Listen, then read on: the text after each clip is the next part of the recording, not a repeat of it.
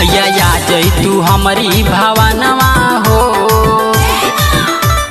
हे मैया मैया या जई तू हमारी भवनवा हो, भवनवा हो। निमिया गछिया लगाइब झूलनवा हो, निमिया गछिया लगाइब झूलनवा हो। चौका पूरा के कलसा मंगा के, गाय के गोबरा से अंगना लिपा के, करब हम तहरो पूजनवा हो।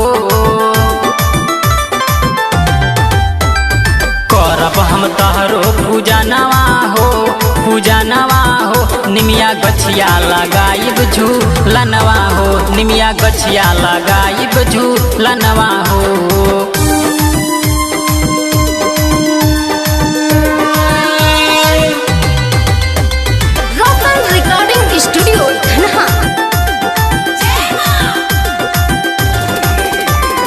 निमिये के छैया तो मैया हम आसन तहरो लगाइब हो।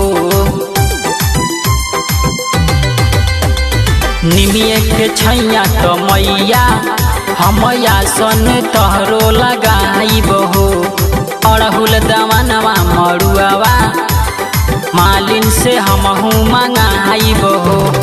गंगा जी के जलवा हम ढारब हो, ओही से पौआ पखारब हो, पखारब हो। जल ढारब हो, ढारब हो, पखारब हो।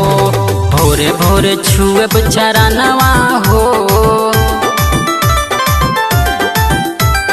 भोरे भोरे छुएब चरणवा हो, चरणवा हो।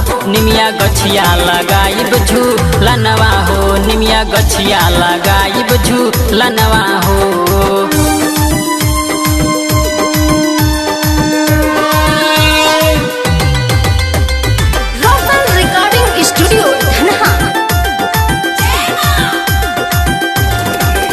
गोस्वामी रविंद्र एमके से भजन तहरो लिखाइब हो।